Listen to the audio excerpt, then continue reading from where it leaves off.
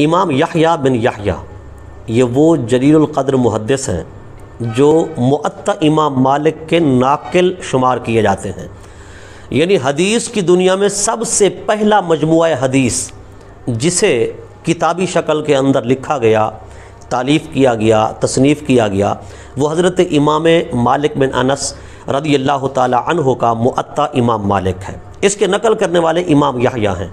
آپ امام مالک رحمۃ اللہ تعالی علیہ کی درسگاہ کے اندر پڑھا کرتے تھے۔ ایک دن اچانک شور بپا ہو گیا، ہاتھی آیا، ہاتھی آیا۔ طلباء کرام درسگاہ سے نکلنے لگے ہاتھی کو دیکھنے کے لیے، ہاتھی کا نظارہ کرنے کے لیے، لیکن امام یحییٰ بن یحییٰ اپنی جگہ پر مطالعہ میں مصروف رہے، پڑھنے میں مصروف رہے، لکھنے میں مصروف رہے۔ آپ اپنی جگہ سے تھوڑا سا بھی نہیں ہلے، آپ نے کچھ بھی توجہ نہیں کی طلباء کے شور شرابے کی طرف یا ہاتھی آیا اس بات کی طرف۔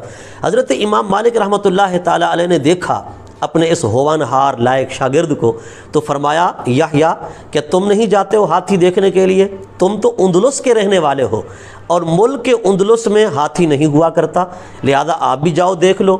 حضرت امام یحییٰ نے جو جواب دیا وہ آب زر سے لکھنے کے قابل ہے، اور قیامت تک آنے والے طلباء علم دین کے لیے مشعل راہ بھی ہے، بہت بڑا سبق بھی ہے۔